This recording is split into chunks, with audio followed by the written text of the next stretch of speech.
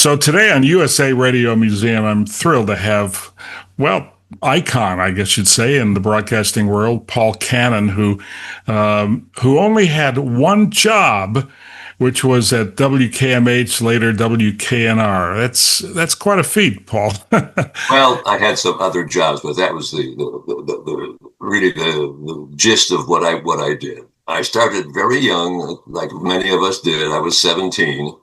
First job out of high school at WHLS in Port Huron. I lasted there about a month and got fired. So what else is new? And ended up going back home to Detroit and found myself in a different type of radio career. But I was in radio, but not on the air, so to speak. What was the first radio job at WKMH like? WKMH was, well, I was working at WBRB in Mount Clemens, and I'd been there for about a year and a half or so. And to me, it was a job, and it was something that was okay, but it was not what I had hoped I was going to be able to do. And I heard about WKMH had an opening for something or the other, and so I stopped and talked to Frank, and he hired me at that particular time sort of as a utility guy, and I ended up doing a lot of stuff for WKMH, doing afternoon drive time and what have you. Of course, nobody was listening, but we were on the air anyhow. That was Frank Maruca, right? Yeah, Frank. Yeah, yeah. They called him Black Frank, as I recall. Well, yeah, he was dark complected, as you might expect. That's why they called him Black. I thought it was because of his ominous personality or something. No, as a matter of fact, he had a very, very, very pleasant, very nice, terrific guy. He was really a smart guy, and he was not at all a difficult guy to do business with, or to work with, or to work for. He was everybody that I know who knew him liked him. Oh, that's great. When you went to WKMH, I think, Robin Seymour was there, right? He was doing Top 40. Seymour was there, yeah. And Lee Allen and Dave Prince. I'm trying to remember who was on at what time, but I worked with both of them at WKMH.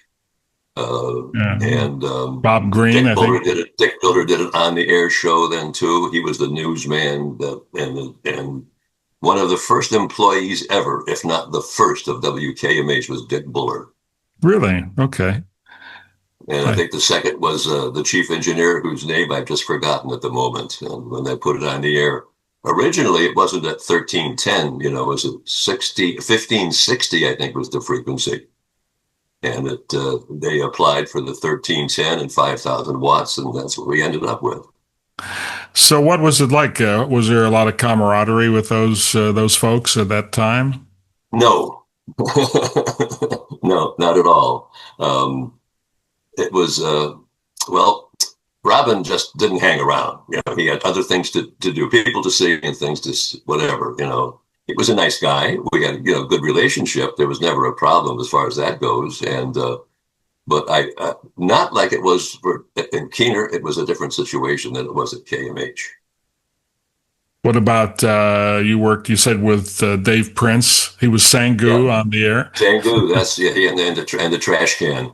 That was in relationship to, I think it was Joel. Give me a last name. Sebastian. Pardon? Sebastian. Yeah, Sebastian. I think he had in fact, WXYZ had like an echo type chamber thing that, their voices were augmented. Anyhow, they were made more interesting and sort of ghostly audience type thing. Right. And he decided he was going to do that. So he picked up the trash can and talked into the trash can to give it that echoey effect. And then the Sangu thing, of course, was the flip side of the record, The Lion Sleeps Tonight. And there was the Sangu was part of the lyrics of the way they sang that, and Dave thought that was really funny stuff. And so that's where he picked that up. Yeah, he was he was very original on the air. And in fact, I remember being just a teenager listening to KMH, and that was actually one of my favorite stations, along with XYZ. And but then, it was like 1963. You went through some programming changes. How did that come about? Well, I'll tell you, I was a WKMH guy, then a KEENER guy, but there was a little spot in between the two. Um, in 63, early 63, if I remember, or late 62. I don't remember exactly what time it was. Not important date-wise, I don't think. Otherwise, here's what happened. KMH was really, not a great place to be working as far as feeling that you were really doing the best you could be or do or what have you. And I mentioned earlier I'd worked for Milt Maltz at WBRB. Well, he and his partner, whose name I've forgotten right now, had an application and finally a construction permit for 1090 in Garden City. It was a daytimer at that time too. And he offered me what I thought was a terrific deal to be the program director and on the air and everything and run the show at WERB. And so I left WKMH to go to WERB. And somehow or the other, my timing was interesting, good or bad, I'm not sure, because I was not at KEENER when that thing first kicked off in October of 63. I was at ERB. And but it was just shortly after they went on the air at WKNR, Frank Maruca called me up again saying, can you come work for me over here and do some stuff and fill in or what have you? So shortly after WKNR started, I was gone, and then I came back. And Frank said, hey, we'd like you to come back and at least do overnights, and we'll see what happens from that. So that's where I ended up at overnights at KEENER for about 7, 8, 9, 10 months. I don't remember exactly how long it was. Yeah, because I remember that, of course, your voice was all over the station because you were doing a lot of the production, I think, and Yeah, well, there's three of us who did a lot of production. Actually, Bob Green, was the maestro, and the voices he would voice, Jerry Goodman would voice, I would voice for the most part. Ted Clark also did some things. Sweeney, I don't remember him doing much production. Purton, I don't remember him doing anything other than his own stuff. And so that was the way it was done. Of course, after I was finished with the overnight show, Frank made an adjustment in the hours for the DJ and changed things a bit. Where he had, at noon it was Jerry Goodwin. At 3 it was Bob Green. At 7 it was, I forget who it was on at the 7 o'clock. And then there was an overnight show. Anyhow, he changed it all so that everybody had a short shift. And when they figured out all the hours in the week, there was a 4-hour spot that had to be filled somewhere. And Frank said, okay, we're going to take you off the all-night show. I'd like you to do 10 till 2 on Saturdays. And you are now the assistant program director and music director. Okay, Frank, I'd be happy to do that for you. And that's how that evolved. Well, the station went from like nothing to #1 overnight. Yes. Yeah, it was. The It was formula historic. worked. It was, the thing about it is it was moving, fast moving. Things were happening all the time. There were promotions, always something going on. And the reality too was the Mike Joseph concepts of things to say and things to do in a certain format. And it was a very tight format, musically, as well as, it was like one of the slogans was 30 call letters in 30 minutes. Wow. So you That's a either lot said of call letters. you did the jingles or whatever, you mentioned the station ID constantly. And so people were reminded, and KEENER was a catchphrase too. I don't know. I heard somewhere, true or not, that was one of, if not the first station to give itself a name like that, as opposed to call letters or something that worked with the call letters. KEENER 13, it rang bells. It really worked, even though the frequency was 1310 back in them days. on your little transistor radio, 1300 and 1310 was all the same as far as you could tell. So they routed the 1310 to 1300 or a 13 period, and so it worked. That time was when there was all this was happening, and so it must have been incredibly invigorating or exciting to be working there at the time. Now you're number one, just like that. Okay, I didn't understand what you said there. I'm sorry. I said that time, the with the station moving up to number one, it must have been very invigorating to be with a winner. It was totally invigorating to get the books and to see the numbers. It was unbelievably satisfying to know that what you were doing was registering and it was happening, and I guess that's the word. It was happening at the time, which was the '60s were that, in fact. And of course, we were lucky, at least in Detroit too, that we had good stations. CKLW was there, but WXYZ was there, WJBK was there, and it was a fantastic radio market at the time. Yeah. And to be, the number one in that market with that kind of competition, and with our not small problem of, even though we had 5,000 watts, they didn't necessarily go far enough in some directions to make everything perfect. And so we had some deficiencies that later on caught up with us. Yeah.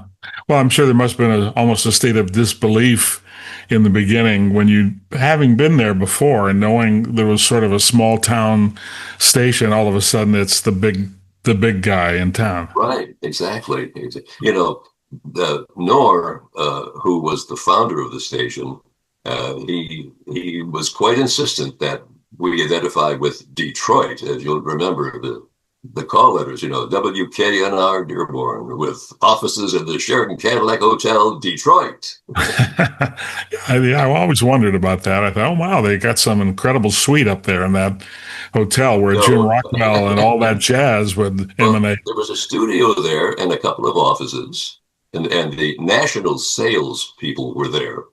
There was 2 people, I think, in that office arrangement.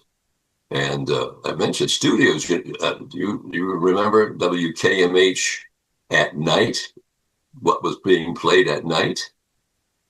Well, I used to listen to Jim Rockwell doing jazz. Jim Rockwell and all that jazz. He was wonderful. But it's like a block programmed station. You had different things at different times of the day, sort of like television. We had baseball. Yeah. We even had recreation baseball.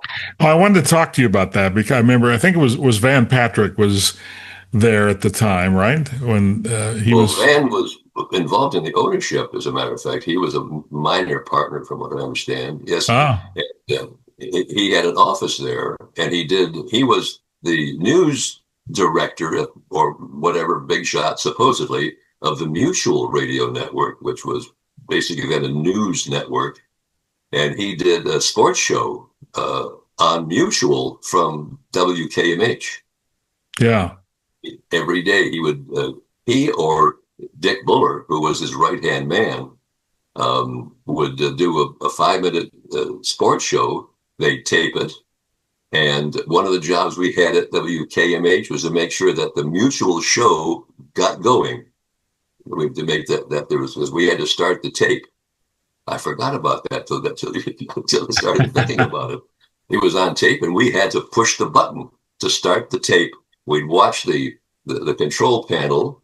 There'd be a green light and a red light, or vice versa. I forget what it was. And when that light changed, we'd push play, and they would play the 5-minute sports program on the Mutual Network with Van Patrick. I think that was the best part of radio, was all of that stuff that was behind the scenes, people never knew you did. Yeah. So tell me about about that till I started talking about it. We did that. Tell me about the recreation of some of the games. Okay. Well, it was the Tigers.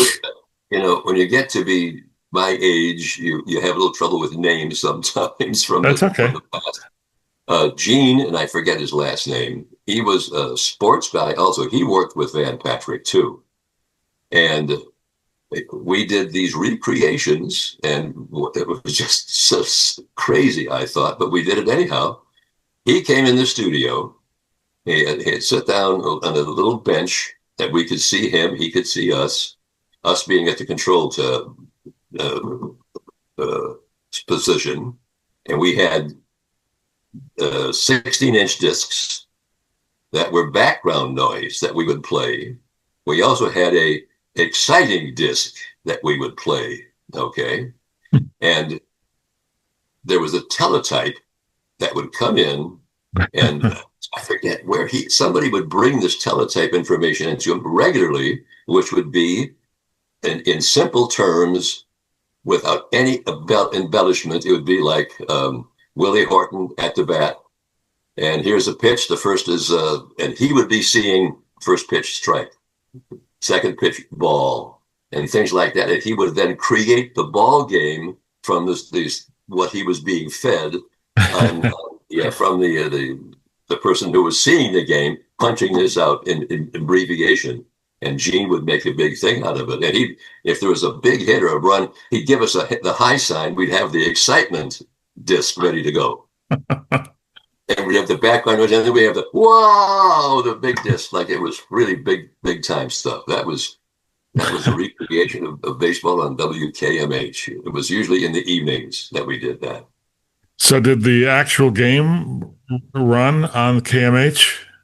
Well, later, that stopped. I forget exactly what the timetable was, but WKMH, because Knorr was involved with the ownership of the Tigers, and he owned the KMH. He owned a station in Jackson, in Battle Creek, and I think in Saginaw or Bay City. And they had their own little radio network, but they also, KMH became and took it away from, I think, WJR, being the primary feed for the ball games, and KMH. So it was our job before baseball broadcast. We would back time everything, and then we would have a disc ready to go, which was the roaring sound of the song. Oh, the Tiger baseball, what have you, and we would get playing our show, do our regular thing, watching the clock, see where we're at, and timing the record to end or what have you.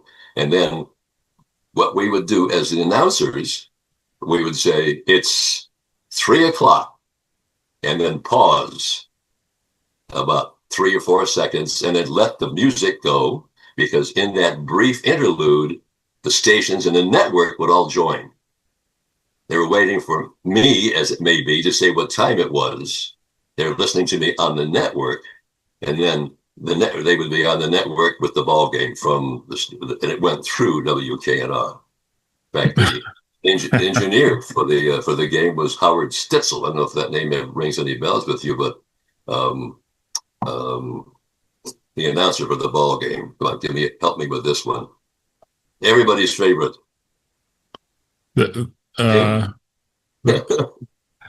I'm drawing a blank. The only thing, Harwell. All I could think of was Harry Carey. Right. Yeah, he did the games, and Stitzel was the engineer for that.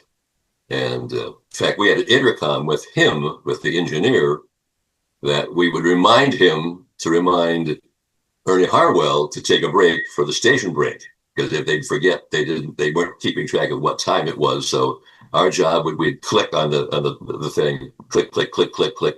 Howard would say, station break time. Yeah, okay. Then soon Ernie was going to give the station break time. Wow, it's just like downtown, that's for sure. Yeah. So Stitzel was a great guy. He worked at the transmitter in the off season, and he did the ball games. He traveled with them, doing all the engineering for the ball games. And he was a good friend. In fact, he got me tickets to the ball game for my son and I go to the ball game, not just to the ball game, but into the broadcast booth. So if you're familiar with Tiger Stadium, where the broadcast booth was for Tiger Stadium, where it hung off the second deck facade, there was the best seat in baseball. You're Best hanging view, right yeah. over between home and first. Beautiful spot. So we could sit there and watch the ball game. And at the further down on the booth would be Ernie and whoever the color man was, plus Howard. So that's the WKMH, WKNR, before WKNR for the most part was WKMH. And Yeah, I then think when at Keener came along, WKNR, Keener came along, the ball game went away. yeah, they dropped everything, I think, at that point It when was it went was to Keener. not part of the format. Yeah. So your day job, I guess, would have been music director, right? Yes, yeah, that was it, and the 4 hours, talking to the promotion man, which was a regular thing, and building the Keener music guide, and dealing with the DJs, and constantly trying to find things to do, promotions, you know, that was part of my responsibility too. I worked with Frank on this, but I had the main responsibility. What shall we do this week or this month? How can we promote the station in our contest? Because we had a zillion different contests and promotions, and like the infamous Principal of the Year contest. Frank Maruca said to me, he says, WABC in New York just did a Principal of the Year contest and it was quite successful. Let's do it here. Okay, so we talked to ABC to see what they had done. Okay, fine. Now we understand. So the promotion was pretty simple. Vote for the principal of your high school, and we're going to award three prizes for three different winners, first, second, and third. It's going to be a TV for the school. It's going to be an award for the principal and whatever, some nice things. Okay, so all you have to do is put the name of your school and the principal's name on a postcard and send it to WKNR box 1300, etc. Well, we put that on the air, and within about 2 days, people were calling us saying, we can't find any 3x5 cards. Nobody has it. They're all sold out. And the cards were coming in, and they were coming in, and we were inundated. And then we said, well, since you can't get a card, we'll accept it on a piece of paper. That's the size of the card. Boxes of paper started coming in. We literally, in the station, I don't know if you ever saw the interior of WKNR. Did you ever have that pleasure? No, no. Okay. Anyhow, we had a conference room that was probably 10 by 14 or so, big table in the middle of it. We filled that room with boxes of ballots. That wasn't enough. We filled the hallways of the station with boxes of ballots. We then had to have people bring their ballots, and we put them in the parking lot behind the station. And we had to have at night somebody stay with the boxes of ballots at night to make sure there was no vandalism with that stuff. We had, supposedly like 160 million ballots. We didn't know for sure because we couldn't count that many. It got to the point where you brought a box in, we would weigh the box and figure out how much it weighed and just calculate a box was so much weight and that was so many ballots. And we had to check too. We had to check for rocks in the box of the boxes. We found that people putting rocks in the bottom of the boxes and ballots on top of them.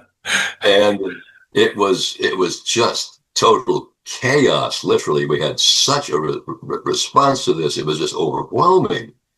Finally, it came to an end. We made an announcement that, we have to have all the ballots by such and such a date. And we're going to announce the winner on the Bob Green show on Wednesday or whatever it was.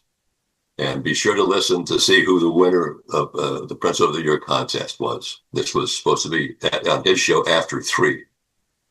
About 2:30, or no, maybe somewhere even closer to 3 o'clock, we got a call from the people at the office in the Sheraton Cadillac Hotel saying there's 2 guys here and they have a court order to stop WKNR from announcing the winner because WKNR was not honest with the count of the ballots. Wow. Wow. Right away, Walter Patterson, who was the general manager, he called the station's lawyer, Mickey Briggs. Now, Briggs made some sense too, because if you think way back when, Briggs was the owner of the Detroit Tigers, and there was a relation, he was related to Briggs, who had sold the station to Knorr and others. Anyhow, Briggs said, hey, announce it right away, because you haven't been served. They can't stop you from doing it. You haven't been served. So that's what we did. Immediately told Bob, announce the winners right now. He went on, and these two guys, they showed up because the people downtown said, we can't accept this. We're not officers of the company. So they had to come from downtown out to 15001 Michigan Avenue, the studios where we were. And Bob made the big announcement, and that was that. Their order to stop the announcement was over. And then, of course, what did we do? We announced what this, I forget what school it was. It's not clear in my mind. We made an announcement that the people from this school came to our station to stop us from announcing. And oh, all the kids at the school were so embarrassed, and they were calling us and crying, we didn't do it. We're sorry. We're sorry. That was the disaster of the Principal of the Year contest. Well, but it's on the air. It sounded like a winning promotion to me. Yes, it's a winning promotion. But no one knew what was going on. It was, as the record promoters would say, much tsuris to have to deal with that. We did it anyhow, and ended up everything was hunky dory, and that was that. But anyhow, that's the principle. Some of the things we did, the promotions we did. We did another one with Gary Granger, who was in the second group of DJs. After, unfortunately, we had to lose some of our premier guys, and that's another story that I could tell. But the promotion with Gary Granger was we were the station that was promoting the ALSAC march, if you recall, for St. Jude Hospital, and that was the time when we were recruiting teenagers to go door to door to collect for the ALSAC, and the kids, each one who did volunteer to do this, got a ticket to a concert at Cobo Hall in I forget what it was, October, not important, but anyhow, and they got a ticket to go to the free show, which I had to arrange. I became a promoter, arranging all the talent for this show that went on for like 4 hours, something like that, on a Sunday afternoon. Every time somebody called up and said that they had volunteered to march, he would take a step toward the Detroit River, and the job was to get him dunked in the Detroit River. Of course, we got enough votes, So,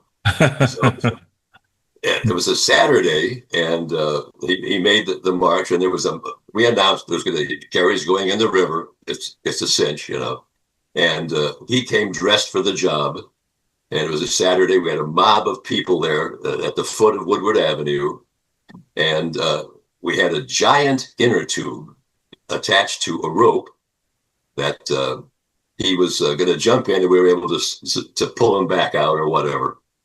Well, somehow or the other, the rope didn't hold him, but thank God the Detroit Police Harbor Master had a boat there waiting to make sure everything was okay, and they rescued Gary from floating down the river to end up in Lake Erie. So another promotion that could have been a disaster.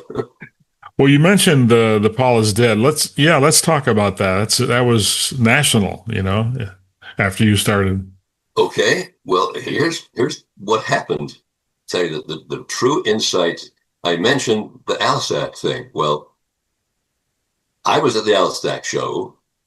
That tied up. I went home. When I got home, my wife said, and the kids were saying, the station called. There's all kinds of things going on about Paul McCartney, and they've been calling. What should they do, et cetera, et cetera. Well, so I called too. They said, well, there's a thing about McCartney being dead, Paul McCartney being dead. So I went to the station, And I got the insight from Russ Gibb, who had been on the air at the time, that somebody called and said they had heard that Paul McCartney was dead. And if you play a cut on this particular album, it will say something to the effect that Paul is a dead man. And wow, that was all it took. The phones were just going completely crazy. It's true. I'm so blah, blah, crying and all that kind of stuff. And then I said to myself and to the AM staff, who was not involved, this was strictly on on FM that this had started. I said, well, to the AM, have you heard, there's much going on the FM? Start promoting it. Get into it. Become the center of attention and attraction. And WKNR is the place to learn more about Paul McCartney being dead. And it hit the news wires. And next thing you know, we were getting calls from ABC and CBS and all kinds of people, the Associated Press. Everybody wants to know about this Paul McCartney being dead thing. So that was the seed, and the growth of it was rolling it on Keener. And everybody else picked it up. Obviously, the other stations did too, But that's how it all started with and there's another thing that was not part of our thing, but apparently some student who was writing for the U of M newspaper put something in the newspaper about this too. How it coordinated, I don't remember what came first, but anyhow, it spread like wildfire, and that was another thing that we just got lucky with the promotion, and it helped. Didn't hurt the ratings, I'll tell you that. So in today's terms, it went viral, and it went very viral, very yeah, viral. yeah. In fact, Russ Gibb and this kid who had done the newspaper article and myself were invited to KHJ, which is an ABC station in Los Angeles. They had a TV station too, and they decided they were going to create a show about Paul McCartney being dead, and they wanted us to be there. And they made it into like a trial. And there was this big time lawyer who I don't remember his name right now, who was a big TV star lawyer. He was the host of the show, so to speak, and he was the one interviewing witnesses on the witness stand to give their testimony about Paul McCartney being dead. So I got a chance to go on ABC television with this guy interviewing, and I told my story as he asked me to, so to speak. So, but anyhow, that was the story of the Paul McCartney being dead. Let's try to cover a little bit about your music director days. How is a typical music day conducted at Keener? Well, of course, we were important in the respect that the Keener Music Guide was distributed to hundreds of record outlets. That was the time of the rack jobbers, where everybody had racks with records in it, the 45s, the Kmart's had them, and all the small music stores and drugstores and what have you had racks for the 45s, and wherever there was a rack, we had the music guide dropped off. We printed thousands and thousands every week. And so my job was to, of course, find out what's happening musically, with the Billboard and the other outlets like that, plus meeting at least once a week with the record promoters, the local promoters, to put songs on the music guide, what was happening from what they said, what I read, what I heard, what I thought was going to be, a hit to put on. And we also, after I had interviewed the music, the record promoters, my secretary and Frank Maruca's secretary made phone calls. They spent a whole day making phone calls to all these different record outlets of what was selling. And they would submit that to me, and then I would take that information the next morning, and considering what I had heard, and we'll get back to that with the music promoters in a minute, from the promoters, the record promotion men, and from the surveys, I would put together the Keener Music Guide. And then that would go to the printers, and then it would go to a company that actually collected all the printed materials and made the drops at all the different the record outlets. That's how they got distributed. So the music guide was like a 3-day job in a week. There was always something relating to that we had to do. And the record promotion men, I would meet with them once a week, and we had 15 or 20 on the lists. Some national would come in more often than just the local people who had a regular appointment, if you want to call it that, to meet me at a certain time on that particular day. And it got to be a problem because everybody had a bunch of records they wanted to promote, and I didn't have time to, in the course of a day, to see everybody and talk to them as long as they wanted me to talk with them about their great record. So I did something, my secretary, she did this for me. Anyhow, I was under the gun time-wise to cut them off. It was hard to do because they always had one more for me to listen to. This is it. This is the big hit. So I said, well, she went to Greenfield Village and talked to somebody at Greenfield Village, and they made a sand timer, like an hourglass for me, a big thing that was about 18 inches high, was wood and glass, and it had 18 minutes of sand in it. So when a promoter came in, I would start the hourglass, and these guys, they hated it. They just despised it. But I said, I have no choice, but it's I know you don't like it.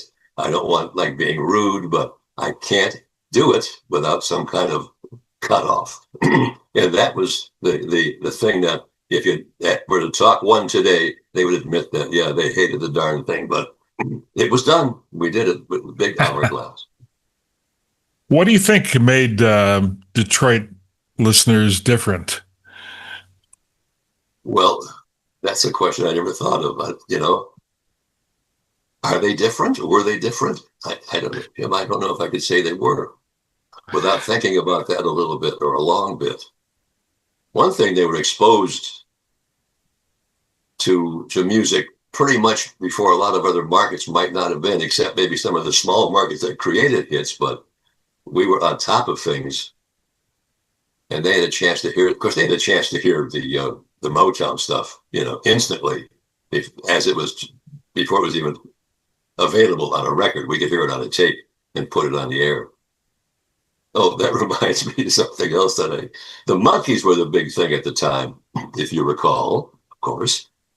And every time the Monkees had a new hit coming up, I would record it at home on a tape machine at home off the TV, take it to the station, put it on a cart, and we'd introduce it as the brand new hit exclusively on WKNR. and I would put somewhere in the song where there was a quiet spot, I would put in WKNR and some kind of message that was exclusively our hit. Nobody else had this hit. How many times did you get sued? How many times did you get sued doing that? Yeah, well, yeah, we did it. I don't know if no one ever complained, and I'm happy. I know they used to send out cease and desist letters on some of the Beatles stuff when we would play them when I was at ABX, and that was interesting time.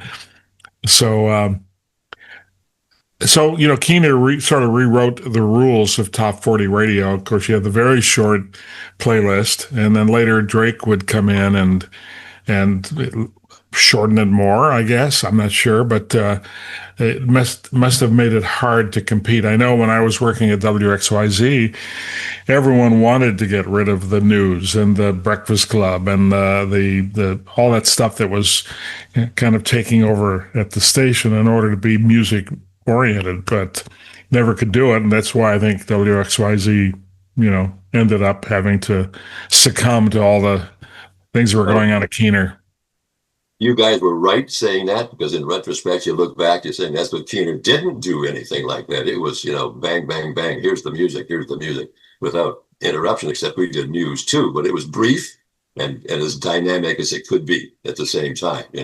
We, the news director, Phil Nye. Phil Nye, yeah. Yeah, he was a terrific guy, great guy. He ended up, of course, going to TV later on, from what I understand, or maybe XYZ. I don't remember right now where he went. Anyhow, he had a great presentation, and his crew. He had several newsmen. They also had that, and it made the news not just. And here's the news today. It was as exciting as it could be to go along in concert with the music format. Like, we're going to keep moving through this exciting stuff. Big news, big news. I And remember so, that they actually put out a news album. Well, I yes, have one of them actually. Uh, yeah. it was the big events in Detroit for the year, and it had all the news personalities on the cover. Wasn't Bill Bonds working in the news department there for a while, or? Bill Bonds, yeah. Bill, I worked with Bill Bonds at WKMH. And in fact, a little side story about KMH and Jim Rockwell.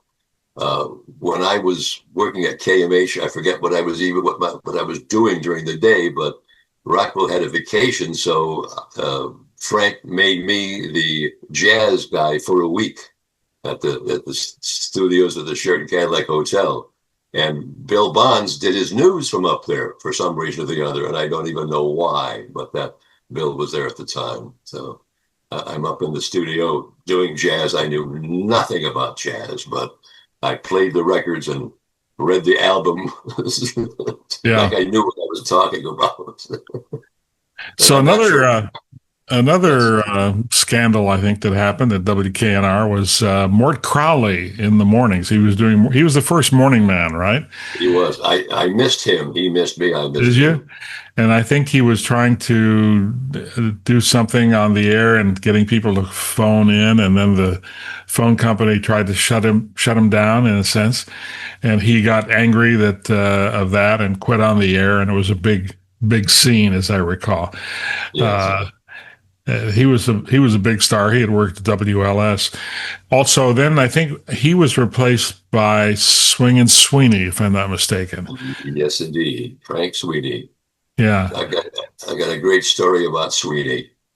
Sweeney tells it on himself. He had a great sense of humor. He tells about himself working in Steubenville, Ohio. He got a chance to do booth announcing at TV, whatever the call letters were, in Cleveland. If you remember booth announcers, there were announcers who sat in the booth and did live things between shows.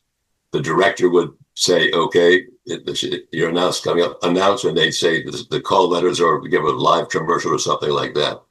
And Frank was supposed to say just simply TV3 Cleveland.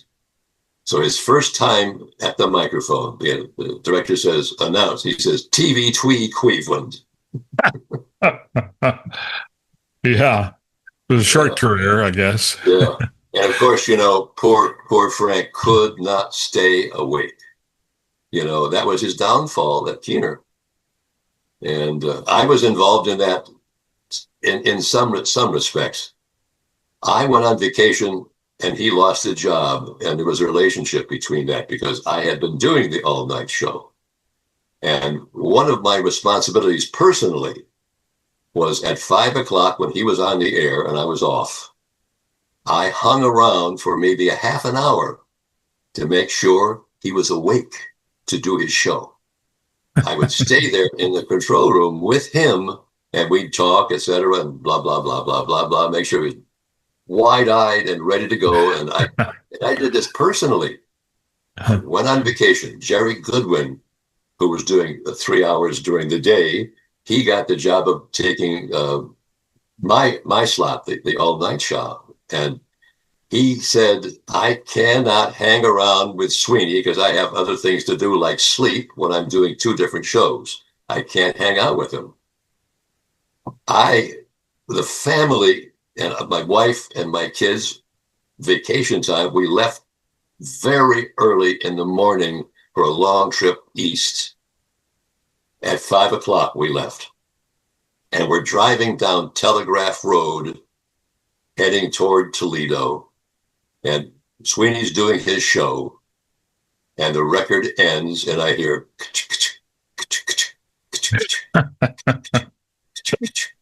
Sweeney is sleeping. Not the first time this had happened, by the way. Not somehow when I was not there, or I don't remember what the circumstances were, but this was not an unusual thing. It happened a couple of times before, apparently. And so as a result, when he finally woke up, which we never heard him anymore because we went out of this, we were beyond the coverage of Keener. We couldn't hear it anymore. I even stopped to call him. We didn't have cell phones then. I found a place at the station to call the station to try and wake him up. But of course, it doesn't ring. It's just a light that flashes, and nobody was there to wake him up. When it finally happened, I don't know, except that Sweeney lost his job, and I am responsible, Wow. so to speak. Yeah. Well, association, guilt by association, I guess. Yeah, by association. Tell me about Gary Stevens. He was amazing on the air and at Keener. He was an amazing guy, amazing DJ, amazing personality. He just reeked personality and ability and communication. He just had something that was a glow. It's like certain people are just photogenic, who just look like movie stars. It may be because they have it. He had it, which of course proved out. He had it talent-wise, as far as he ended up going to New York, and then had a career as an executive, in radios. I forget the company he worked for, but he was the boss over umpteen radio stations, big time. Really, didn't he also? He was also a broker, I think, of stations. Well, that I think he started with. Well, that he came from brokerage into actually working for the major owners. Ah, okay, interesting. Let's talk about Jerry Goodwin. He was like the midday guy, and then all of a sudden he goes to Keener FM. What was he like? What was his story? He's just a nice guy. I don't know if there's a story to go with Jerry. He's just a terrific guy, great talent, a guy that I considered, warmly a friend. Everybody at the station, I got along with very, very well and enjoyed working with them, even though I had to fire most of them, which was. So what was that like? Well, here's the way it worked. The station was for sale, and the payroll was not necessarily as they'd like it to be, so that the powers at the station wanted to trim the costs.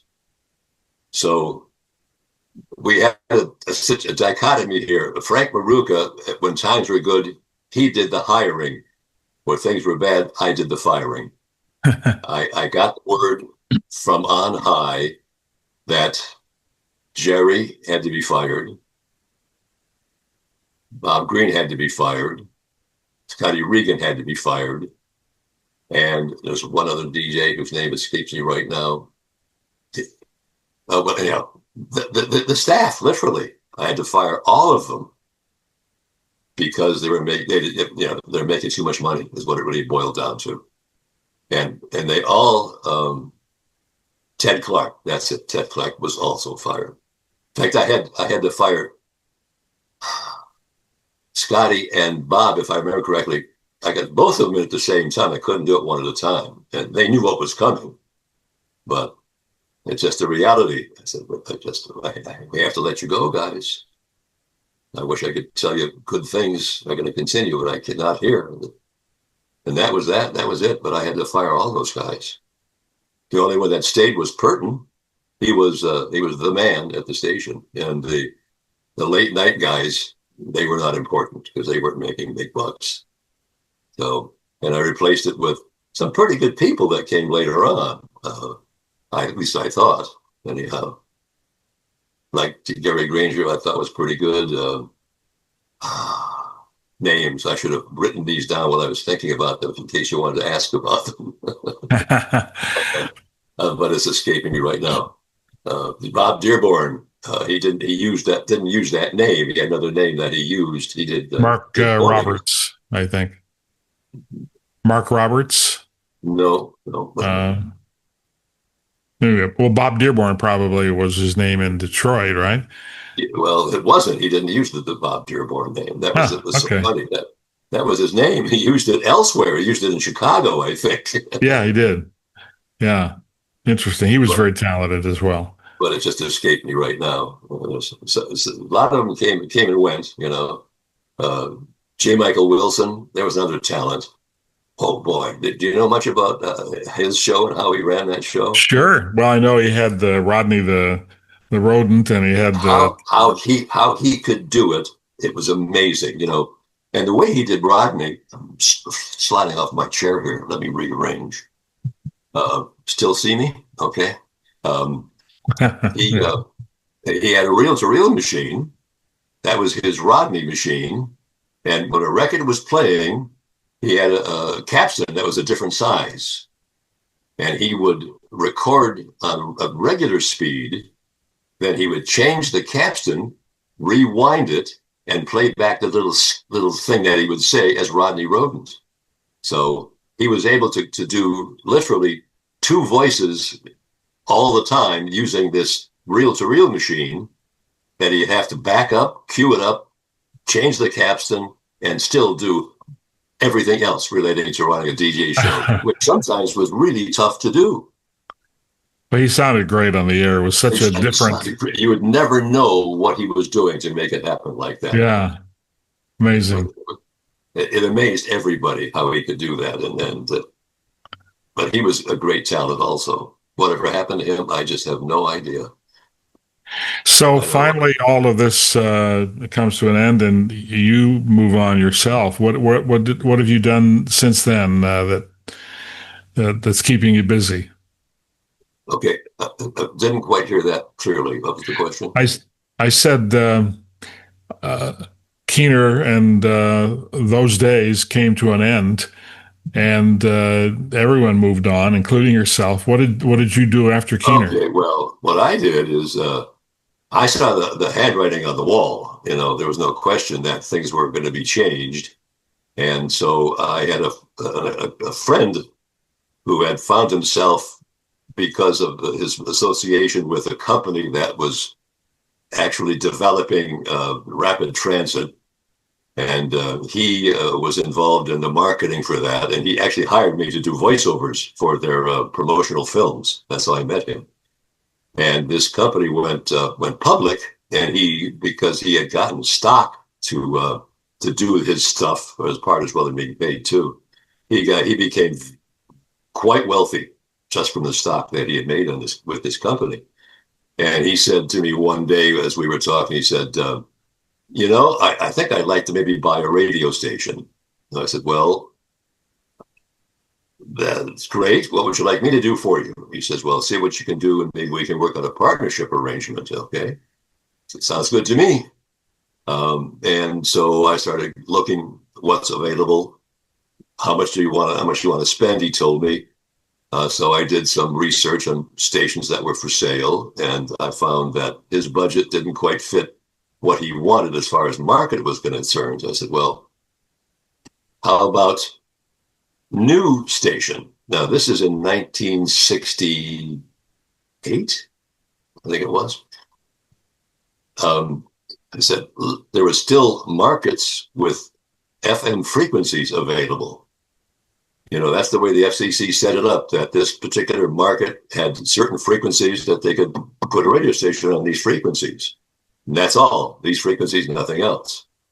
Well, I did research on different markets and found this, that, this, and that. And there was a frequency, 105.7 in Peoria, Illinois, for what they call a Class B, which was like 50,000 watt full power FM station.